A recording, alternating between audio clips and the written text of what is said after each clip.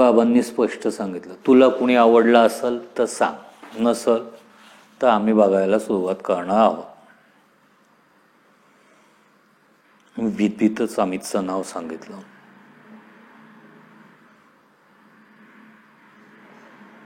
बाबांनी त्याला भेटायला बोलवलं. घरी आल्यावर त्याने नेहमीप्रमाणे फुशारक्या मारल्या आणि बाबांना सांगितलं की बा मी लोक म्हणतात नाट्य व्यवसायावर चरितार्थ चालू शकत नाही. मी संसार, घर, बंगला, गाडी सगळं या नाट्य व्यवसाय उभा करण्याच्या जिद्दीनं या क्षेत्रात कार्यरत आहे.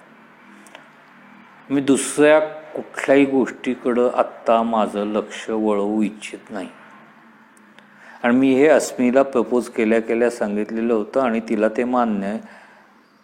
त्यामुळं तुम्ही दिलीत तर, तुम्ही परवानगी दिलीत तर तुमच्यासह, अन्यथा तुमच्याशिवाय आम्ही लग्न करणार हे निश्चित आहे.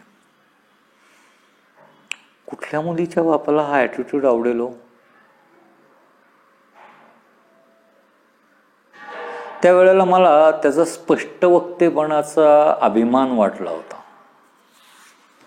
आणि वडिलांना त्याची दळपोक्ती वाटली होती. आज इतिहास बघताना वाटतं खरंच दर्प होतं त्या वाक्यांना, अहंगंड होता त्या वाक्यात.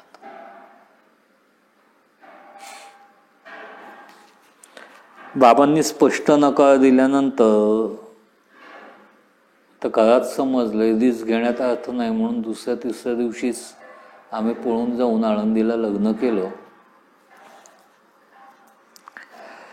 ज्या मित्रांनी लग्न लावून दिलं आमचं, त्या मित्रांनीच आमची हनीमूनची सोय महाबळेश्वरला केलेली असल्यामुळं आम्ही आठवडाभराकरता महाबळेश्वरला निघून गेलो.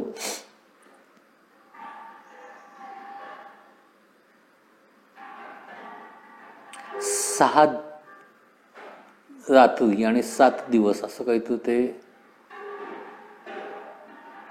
पॅकेज होतं.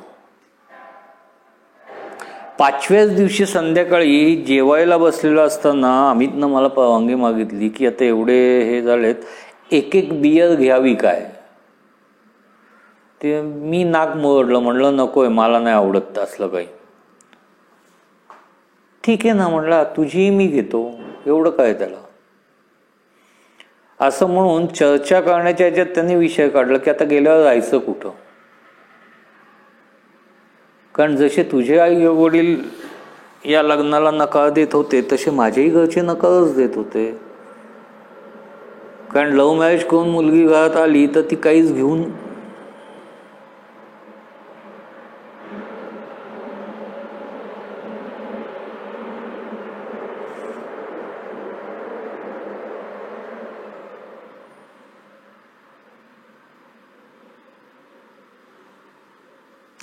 कारण लव्ह मॅरेज करून मुलगी घरात आणली तर ती काहीच घेऊन येणार नाही हे माहीत असल्यामुळं माझ्या आई वडिलांनी चक्क सांगितलं की बाहेरचं बाहेर बघा तुमचं काय ते. माझ्या पायाखालची जमीनच हादरली. या माणसाकडं भाड्याची किंवा होईना अशी एखादी खोलीही नाहीये. इथून 7व्या दिवशी परत गेल्यावर राहायचं कुठं.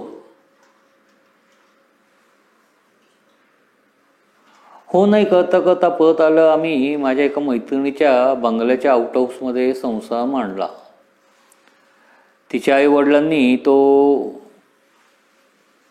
प्रेमा खातर म्हणा किंवा दान दिला म्हणून म्हणा, नाहीतर रिकामी पडलेली आडगळीची खोली आहे, वापरात येते, जाऊ दे असं म्हणून दिला आणि ती खोली दिली आम्हाला आणि आम्ही तिथं संसार सुरू केला. 9चे 9 दिवस संपले ते बरोबर 9व्याच दिवशी संपले. 10व्या दिवशी सकाळी आम्ही एक कमर्शियल नाटक करायला सुरुवात केली. आता त्या नाटकाचा लेखक, दिग्दर्शक आणि मुख्य अभिनेता तो होता. बाकीची सगळी पात्र त्यांनी बाहेरनं गोळा केलेली होती. बस सबकुछ मी म्हणून तयार केलेली एखादं प्रॉडक्ट मार्केटमध्ये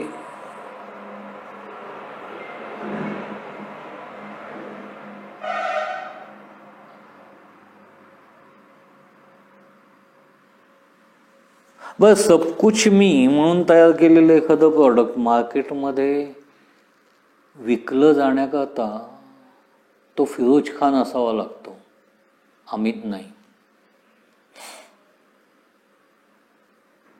दोन्हीकडचे घरचे आम्हाला नाकारलेले असल्यामुळे मी ना अमितचं आडनाव लावलं ना बाबांचं आडनाव लावलं. मी माझ्या कामाची सुरुवात त्या दिवसापासून अस्मिता अमित या नावाने सुरू केली.